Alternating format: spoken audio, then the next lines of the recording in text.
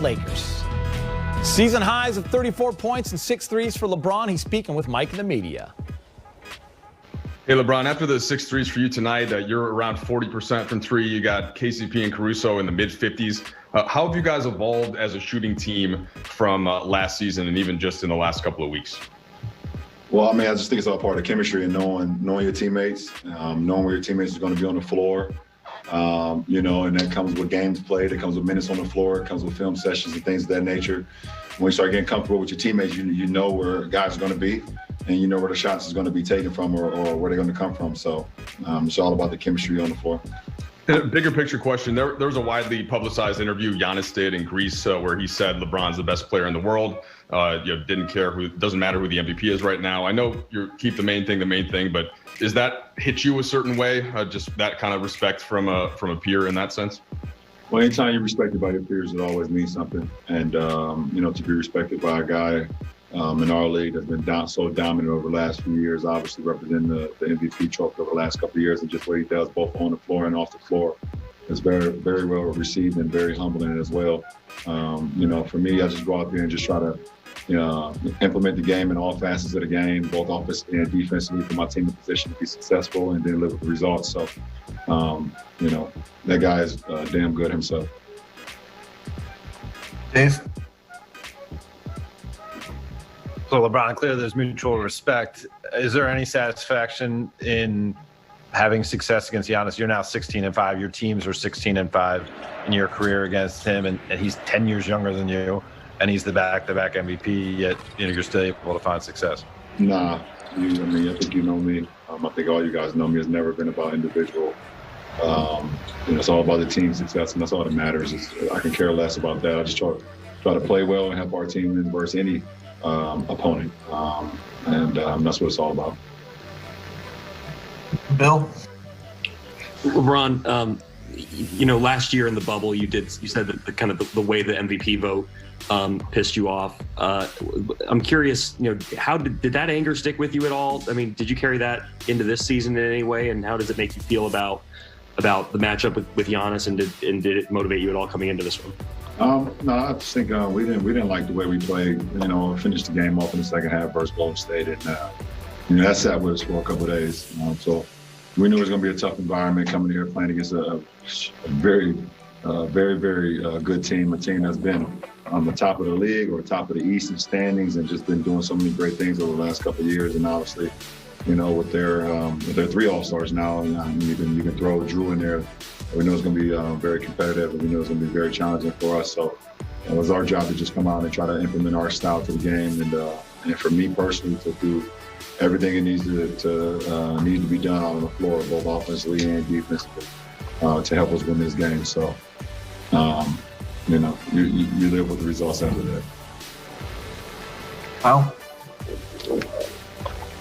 AD has told us that you're one of the guys who's really helped him kind of expand his passing vision and understanding for how he can affect the game that way. Tonight, he has 3 straight assists at a critical stretch in the fourth quarter.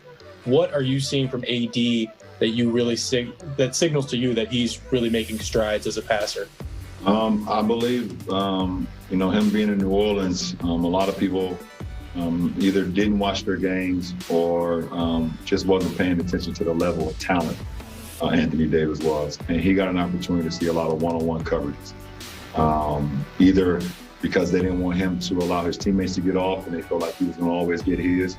But I felt like, since he's been here, he's so damn good that I knew eventually he's going to see a lot of double teams. A lot of teams are not going to allow him just to play one-on-one because it's not one-on-one matchup that he can't exploit. So, me just being able to be a voice with him and seeing double teams throughout my whole career, either in low post or out on the perimeter, just being able to see the second side of defense, and he's continued to grow every single game, every single film session. We kind of break those things down, what he sees on the floor. And, tonight was another example of him just seeing the other side of the floor and putting the ball on time, on target, and guys knocking it down. BT? What's up, Brian? What's up, BT? Hey, how much is the game slowing down for KCP? And do you guys plan on going to the White House now with the new administration there? Well, KCP, he knows what he's on the floor for us. That's to spread the floor. That's to give us a lot of energy and to defend. And we want KCP, when he's open, we want him to shoot it. When he's guarded closely, we want him to still shoot it. If he just shoot the ball, he's so good. I mean, he's so good for our ball club. He gives us another dynamic that just gives us energy. Gives everyone energy, and we love when he's taking and making shots, but we love when he's just aggressive, just being himself. So, that's big time. To answer your second question, I don't think we've had any conversations, with our team, or I have no idea, with all of the COVID rules and the restrictions and everything that's going on with our league. I'm not even sure if we even are allowed to even go. It'd be great, but I have no idea what we can even do right now besides hotel, arena, and home. So I have no idea. The last two, Mark Medina. Hey, LeBron, given all the moving parts to open this season with the protocols and the returning talent, but new pieces and the quick turnaround, how did you kind of expect the first month to play out? And how have you seen that thus far? I didn't really put how I expected the first month to play out. I wanted just to see and live in the moment. And I knew it was going to be a little challenging just to get back restarted after the super, super duper short layoff or off season, if you want to call it. And then us adding 4 new guys to our roster, and us implementing another guy into our rotation. And,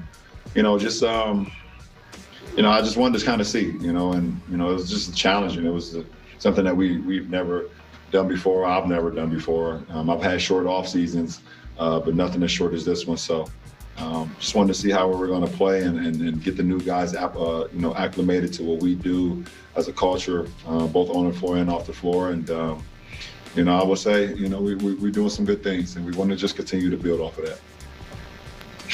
Last one, Rachel. Hey, LeBron. I don't know if you remember Monday night, the video cut off on us. So I've been waiting 4 days for this answer. I know it's going to be really, really good. But I had asked you what you remember specifically from the very first time you played against Kobe Bryant when you were just a little puppy. I was just in awe. It's a guy who, along with a lot of other guys, was on my wall that I would tape on my wall when I lived in Spring Hill in apartment 602. He was on my wall, and he had a nice collage in my wall, on my wall. It's a guy who decided to make the jump from high school to the NBA. So it was someone that I kind of, I was thinking about doing that at one point in my junior year, and then really stopped thinking about it. But I kind of, if Kobe's done it, it's someone I could probably hopefully learn from one day, and along with KG and T-Mac.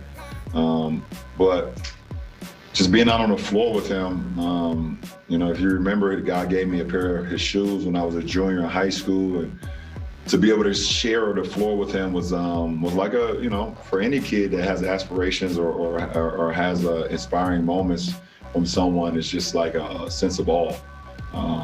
Of the grace that he played the game with, and the passion that he played the game with, and the determination to go out and just dominate you was something that I loved. Something that I was like, I can pick up from that. There's not much dialogue at all. As you guys know, Kobe, he's not on the floor to talk to anybody. He's out there to kill you. He's out there to dethrone you. He's out there to really stranglehold you, and you'll be able to take away from that. But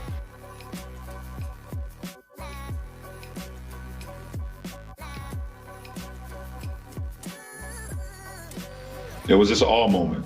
It was something that I would never, ever forget.